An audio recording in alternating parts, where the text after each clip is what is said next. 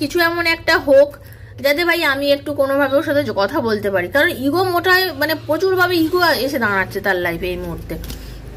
তাকে না তার ইগো আটকে দিচ্ছে, চূড়ান্তভাবে ইগো আটকে দিচ্ছে কথা বলতে। তার মনে হচ্ছে তো যে হঠাৎ করে কথা বন্ধ করে দিয়েছি। আমি অ্যাকচুয়ালি কোনো ব্যালেন্স করতে পারিনি সম্পর্কটার মধ্যে, কারণ মন খারাপ ছিল, কিছু হোক না হোক আমি আগে ওকে ব্লেম দিই। আমার স্বভাবত ধর্ম অনুযায়ী আমি ওকে ব্লেম দিয়েছি।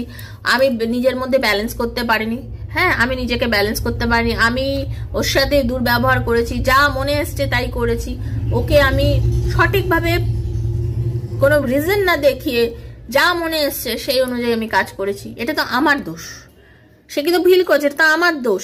সেই জন্য একটা কিছু ঘটুক যাতে সবকিছু যেন আবার ব্যালেন্সড হয়ে যায়, সবকিছু যেন আবার সুন্দর হয়ে যায়। ঠিক আছে, সে কিন্তু ইউনিভার্সকে বলছে যে ঠিকঠাক আমাকে একটা জাস্টিস দাও, একটা জাজমেন্ট যাতে আমার ঠিক হয়, কিছুভাবে হয়, আবার যেন আমাদের দুজনের মিলমিশটা হয়ে যায়। হ্যাঁ, খুব সুন্দরভাবে মিলমিশ হয়ে যায়।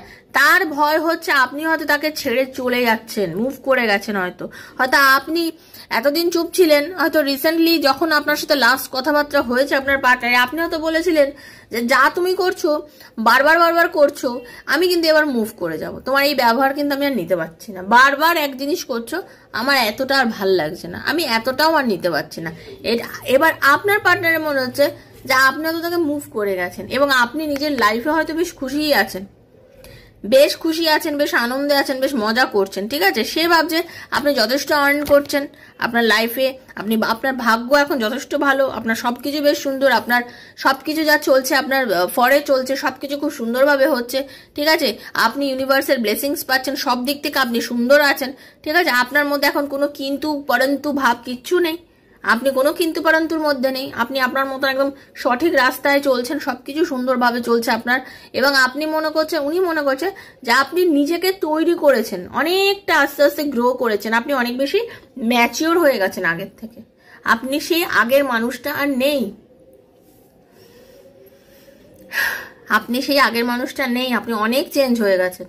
সেই চেঞ্জেসটা উনি বুঝতে পারছেন, উনি ভাবছেন আপনার মধ্যে ভীষণ পজিটিভ একটা চেঞ্জ এসে গেছে এবং আপনি অনেক চেঞ্জ হয়ে গেছেন, আপনি আগের মানুষটা নেই, যে মানুষটা আগে অস্থির হয়ে যেতেন, সবকিছু করতেন, সেই মানুষটা এখন আর আপনি নেই, আপনার মধ্যে অনেক চেঞ্জেস এসে গেছে। সে কিন্তু আপনাকে নিয়ে এইগুলোই চিন্তা করছে। এই হলো আপনার পার্টনারের চিন্তা ভাবনা। আপনারটা মিললে আপনার পার্টনারেরটাও মিলবে।